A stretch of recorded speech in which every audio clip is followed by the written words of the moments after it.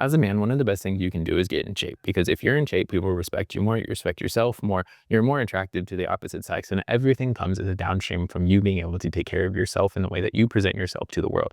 And so in this video, I'm going to break down how you can break past old patterns and build your dream physique. And the reason that this is so important is because we all use our past experiences to be able to predict the future, which keeps us living in the same loop. We all look at something that's happened in the past, and we have an event coming up, and we think of an event that was similar to this in the past to be able to predict how you'll show up and like how that event will go.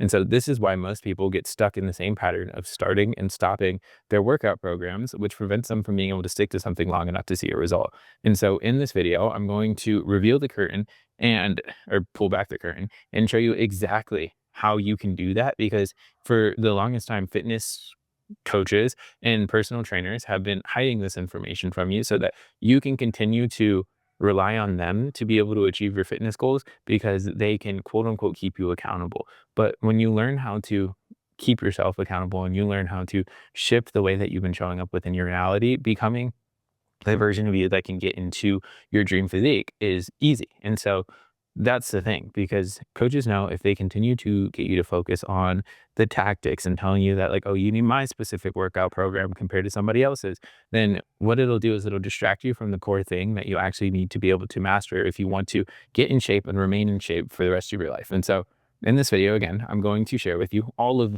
the secrets and everything you need to know to be able to do that. And the reason why I can say that so confidently is because I've been working out for over 13 years now. And throughout that time, I have tried to help plenty of people get in the gym. And in the beginning, it would piss me off because some people would come to the gym, some people would stick to it, and some people would fall off. And the thing was, I was teaching everybody the same exact things. I was saying, here's the tactics, here's exactly what you need to do. And for some reason, some people would stick to it and some people would just fall off. And it was about 3 years ago when I became obsessed with learning human behavior, how the mind works, and like just like doing everything I can to understand how somebody can shift their current patterns into ones that align with the version of themselves that can achieve the goals that they say they want. And for me to do that, what I did was I invested a lot of my own money, multiple five figures. I've read over 100 books on how this works and have literally obsessed over this topic for the past 3 years. And from that, I learned that the only way that people are able to shift the way that they've been showing up within their life is through a process that I now call reality directing. And to understand what this really means, we first have to understand two things. One, everything goes through what I call the creation process. I learned this from one of my mentors. His name was Quasi. And once I learned this, it connected a lot of the pieces of the puzzle that I wasn't certain on. And that's why I want to share it with you, right? And so everything starts off as nothing. And then we become aware of something that dictates our identity. So the things that we are most aware of dictates the identity that we are conscious of being.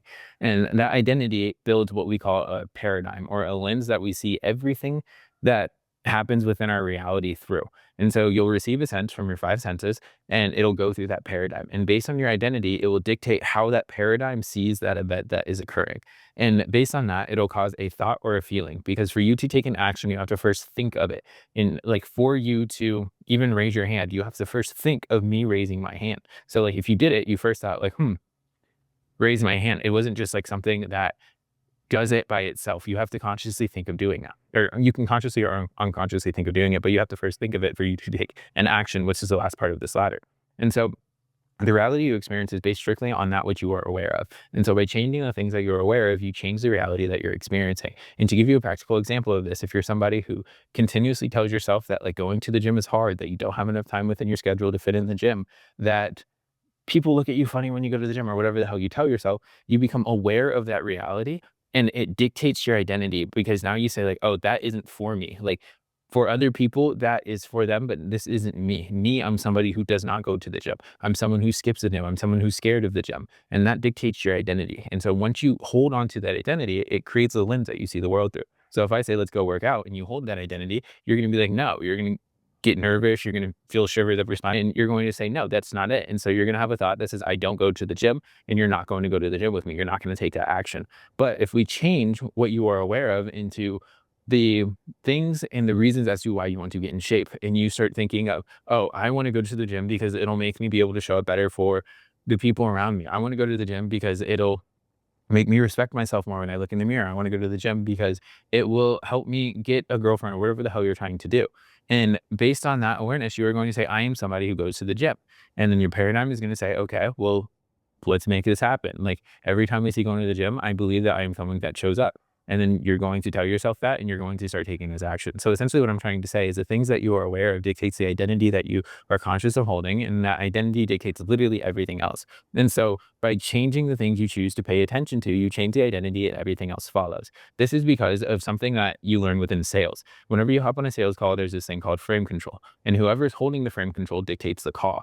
And if you think of your life as a movie and you're the director, what you choose to pay attention to will dictate what is seen in the frame, and that dictates the actions that you take.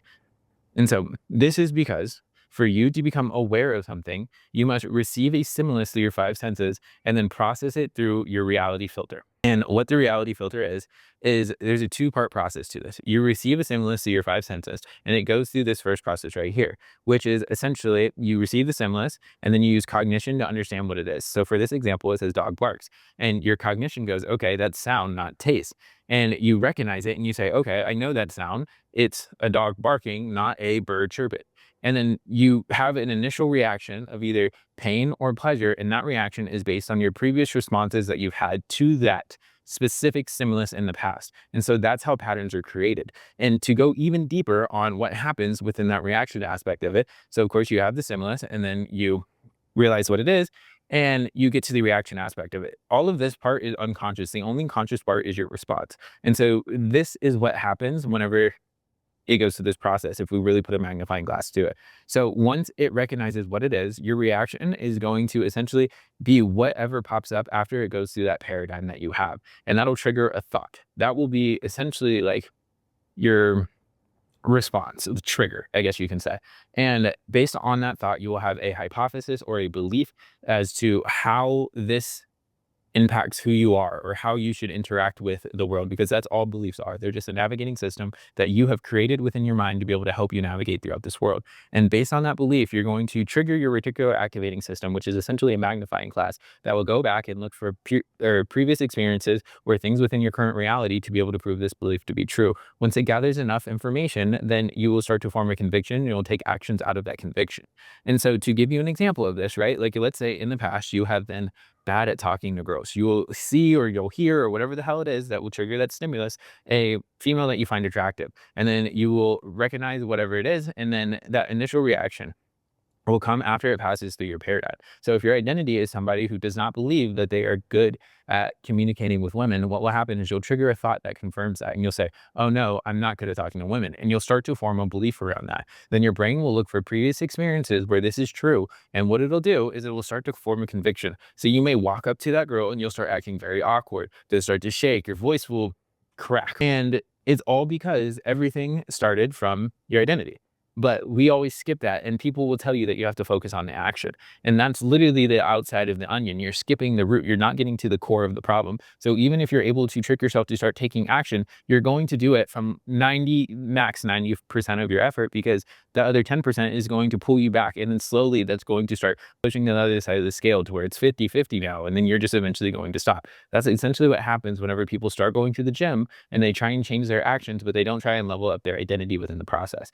And so to be able to show you why this is true, the patterns that are created from you continuously making the same actions are what people call a habit. And so if we look back at the creation process and we expand it even further, again, your awareness dictates your identity dictates your paradigm dictates your thoughts and feelings dictate your actions, and the actions that you repeat the most become a habit, and your habits dictate your life. And so that's why people always say, focus on the actions and it'll change your life. But the thing is, you can do that. But until you change your identity, you're only at the top part of the entire equation. And so you will always revert back to your norm.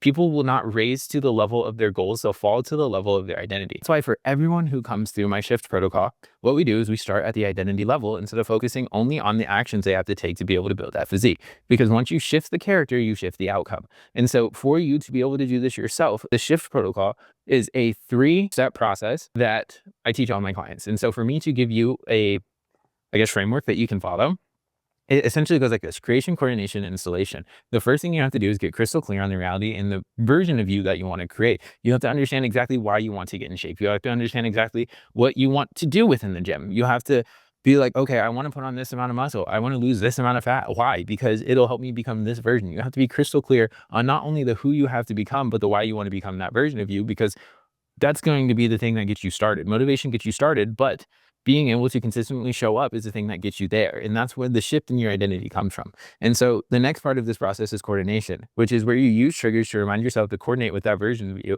anytime a test comes up. Because to be able to achieve a test, there comes through processes. Normally, you get a quick win. So for people who first start getting into the gym, what you'll notice is it's easier for them to be able to put on muscle because their body goes from nothing to something, and it's easier for them to be triggered by a stimulus. And then after a while, your body gets accustomed to it, and you go through a small plateau. Or if you don't have any coaching, you just kind of stay there for a while and you don't really make any more gains. But what happens is once you continuously pursue and you continue to learn and you continue to grow, you break past that plateau and then you achieve the goal that you want to achieve. And the reason I say this is because there's always going to be a test whenever you achieve something, because reality wants to make sure that you truly want that thing. Reality will give you anything that you want, but you have to confirm that you are the version of yourself that deserves it. And you do that by passing a test. And so that's essentially what the coordination does. We use triggers to be able to remind yourselves that this is the version of us that we show up as, not the old version. And when you do that, it allows you to be able to move to the next step within the process, which is installation, where you install the standards that don't allow you to fall back into that old version of you.